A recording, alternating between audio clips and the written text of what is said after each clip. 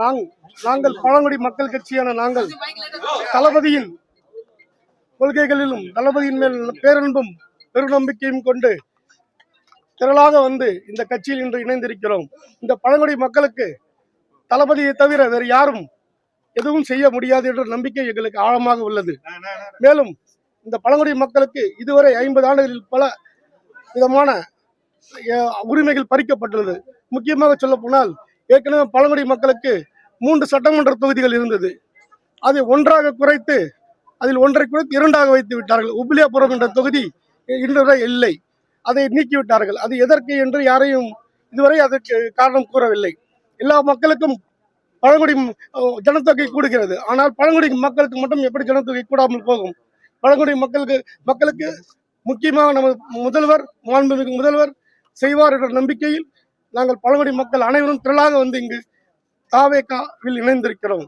மேலும் பழங்குடி மக்களுக்கு கடந்த 50-70 ஆண்டுகளாக திராவிட கட்சிகள் எதுவும் சமவெளியில் இருக்கும் பழங்குடி மக்கள் லட்சோப மக்கள் உள்ளார்கள், அவர்களுக்கு இதுவரை எதுவும் செய்யவில்லை. அதனால் நாங்கள் பழங்குடி மக்கள் அனைவரும் ஒன்று திரண்டு தலைவர் தளபதியின் மேல் நம்பிக்கை கொண்டு மாண்புமிகு முதல்வரின் மேல் பேரன்பும் கொண்டு இந்த தாவேகாவில் நாங்கள் இணைகிறோம். இது போன்ற நான் ஏற்கனவே ஒன்று மட்டும்தான் கூறியிருக்கிறேன், அதாவது ஒரு சட்டமன்ற தொகுதி நீக்கிவிட்டார்கள் என்று.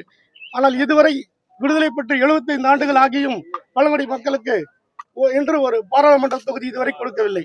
அதையும் எங்கள் பாசத்திற்குரிய பேரன்பிற்குரிய தளபதி அவர்கள் செய்வார் என்ற நம்பிக்கை எங்களுக்கு இருக்கிறது.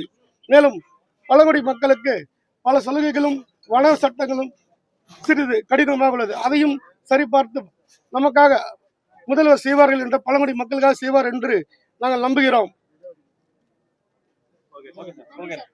அது மட்டும் அல்லாது கடந்த 75 ஆண்டுகளாகவும் பழங்குடி மக்களுக்கு ஒரே ஒரு சதவீதம் மட்டுமே இடஒதுக்கீடு உள்ளது. இந்த இடஒதுக்கீடை 5% என்று உரைத்து தர வேண்டும் என்று நாங்கள் கோரிக்கை வைத்திருக்கிறோம். மேலும் இது தவிர நாடாளுமன்ற, சட்டமன்ற, உள்ளாட்சி தேர்தல் ஆகிய உள்ளாட்சி தேர்தலில் சரியான இடஒதுக்கீடு கொடுக்க வேண்டும் என்றும் நாங்கள் விருப்பப்படுகிறோம்.